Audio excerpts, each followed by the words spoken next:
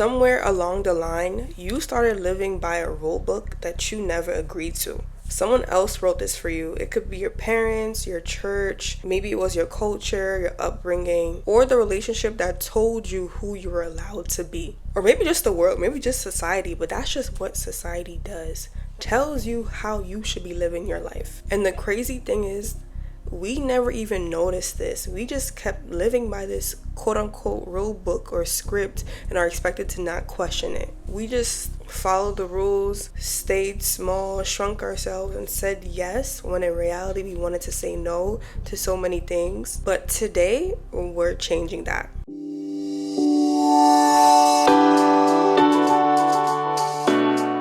Welcome back to This Is Her. I'm Ify.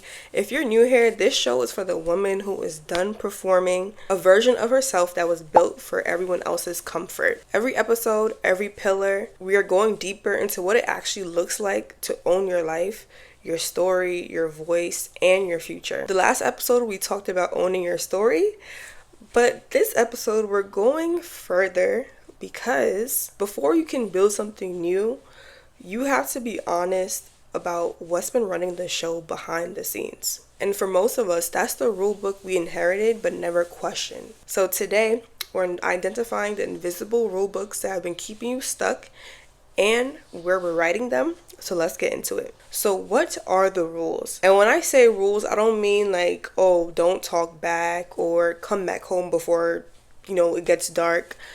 I'm talking about the beliefs you carry as if they're facts. The patterns that you keep repeating without realizing, and the scripts that run automatically in the background of your life, deciding how you're going to show up before you even get a chance to think about it. So things like, I have to earn love. I'm not the type of person who asks for help. People like me don't get more. Or if I'm too much, they'll leave. Or I should be grateful for what I have and stop wanting more in life. These are just some of many of the rules.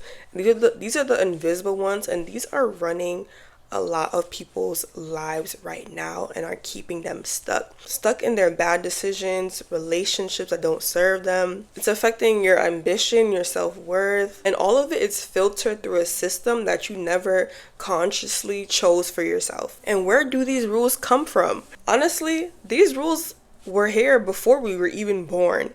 They were already embedded in the system, in society. They can come from family. Maybe you saw your mom shrink herself for a man, and that's what you thought love looks like. Or maybe your dad wasn't present in your life and you had to figure out everything on your own. They also come from culture, like the strong black woman narrative, the idea that you're not supposed to need anything, that you're supposed to put yourself last, that you're supposed to take care of everything first and pour from an empty cup, that struggling in silence equals strength, and that you asking for help equals weakness.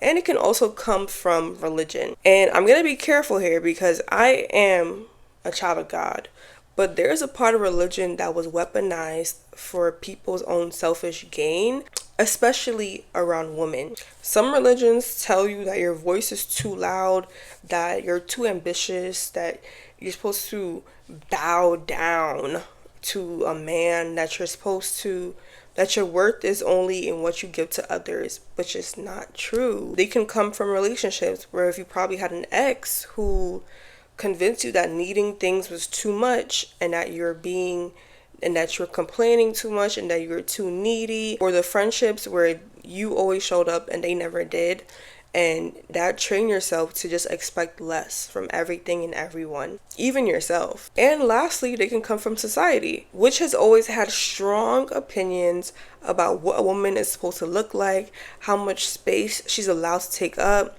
and what she's allowed to want. All of this landed on you, but none of this is actually yours. This is what someone else created for you. So how do we identify the rules that are keeping you small? Because the tricky thing about invisible rules is that they're invisible and you don't even realize that they're there. And you won't see them until someone points it out or life forces you to bump into it. So here are 3 places to look. 1, where do you feel resentment? Resentment is always almost a sign of an unacknowledged rule. You're doing something you never agreed to, you're giving in a way that's draining you, and the rule is, I'm not allowed to say no. And once you find that resentment in your life, that's where you'll start to see the rules start coming out. 2, where do you automatically shrink? In what rooms make you feel smaller? Who are you quieter around? What conversations do you avoid? And that shrinking is a rule, because it's saying that you don't have permission to take up space here. 3, what do you tell yourself that you can't have? And not because you literally can't have it, because something deep down says people like you don't get that. Like, that's a rule, and that's a lie right there. Write those down wherever you are right now. Pause this video and write it down, so you don't forget and you can reflect on it, because you can't rewrite something that you haven't even named. And I have to talk about this because I see women confuse these all the time, and it's costing them a lot. So a boundary is not a wall. A boundary says, I know what I need to protect myself, and I'm going to communicate that clearly so I can actually be present in this relationship. And a wall says, I've been hurt enough times that I'm just not letting anyone in, period. Like, it's done, like it's clipped.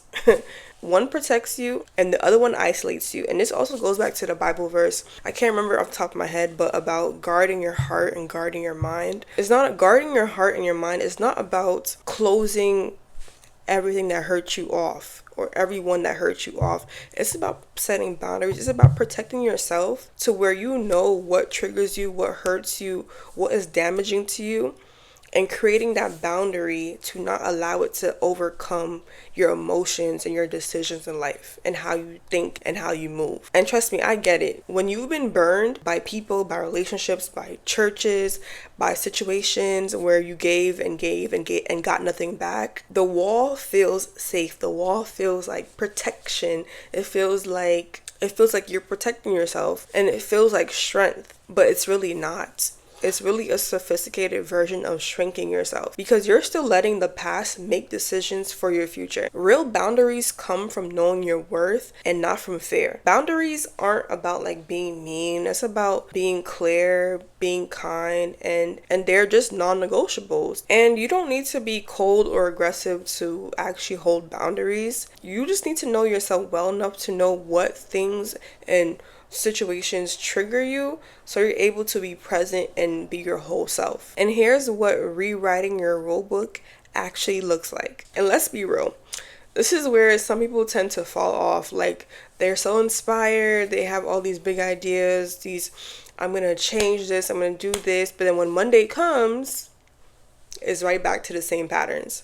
So let me tell you what this actually looks like. And I'm not speaking from theory or like make believe. I'm speaking from something that I've actually practiced myself and implemented in my life and have seen positive results. Rewriting your rulebook looks like pausing before you automatically say yes. It's that moment where you feel like you're about to shrink yourself, or you're about to do something that you know causes resentment. It's that moment where you feel yourself shrinking, but then you pause, you breathe, and you choose differently. And sometimes that is uncomfortable, because at the end of the day, growth is uncomfortable. And sometimes people might even be confused about the decision, and it might cost the relationship that was never really serving you in the first place anyway. But you catch yourself and ask yourself, is it that you can't or you won't?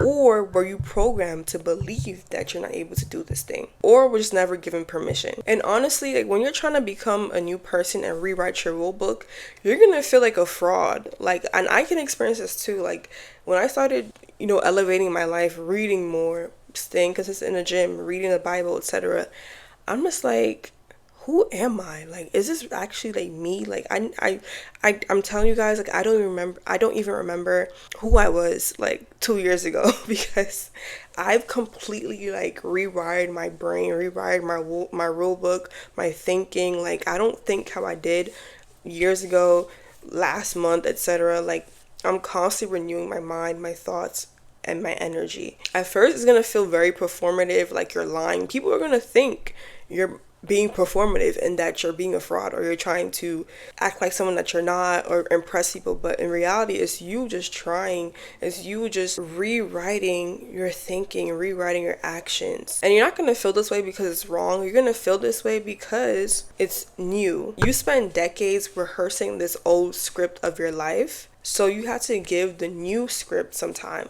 to actually settle in, to marinate inside, okay? And what helps is accountability.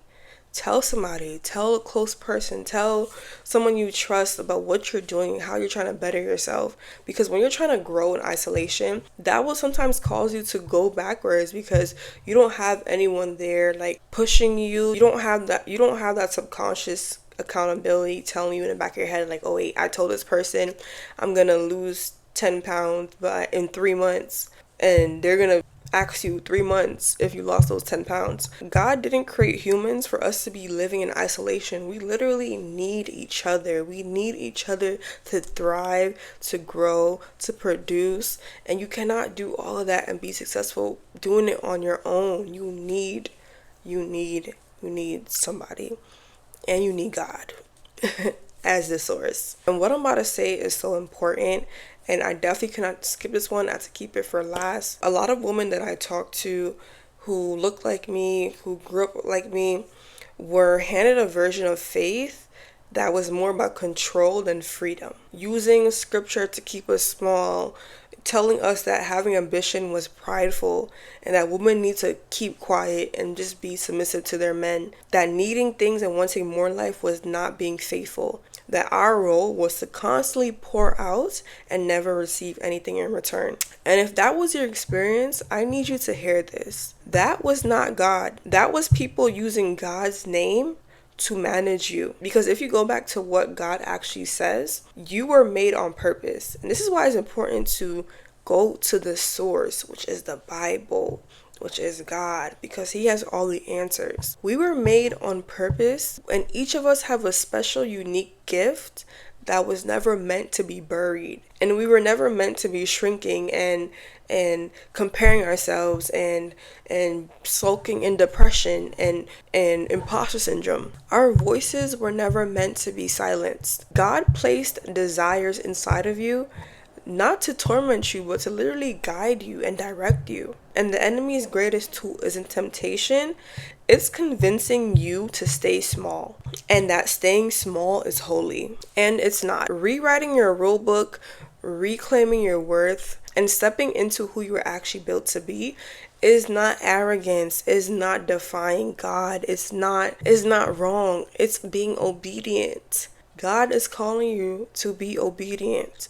So wherever you are in your faith, whatever that looks like to you, don't let a distorted version of it be one more rule keeping you locked inside a box that somebody else built. And before you go, I need you to do this one thing. Identify one rule you've been living with that was never yours to begin with. You don't have to write a whole bunch, just one. Just doing one will unleash so much, trust me. And write it down exactly how it sounds in your head. You don't have to be perfect.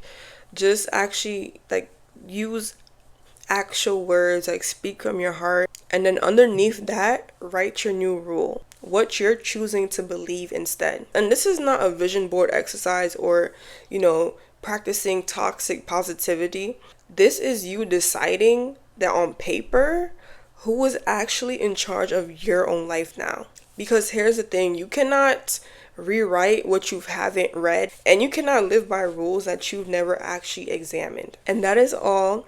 If this episode touched you somewhere, I need you to do me a favor. Please subscribe to this show. Leave a review. And it's not for me, it's for the woman out there right now still living by someone else's rules, who doesn't even know that conversations like this exist.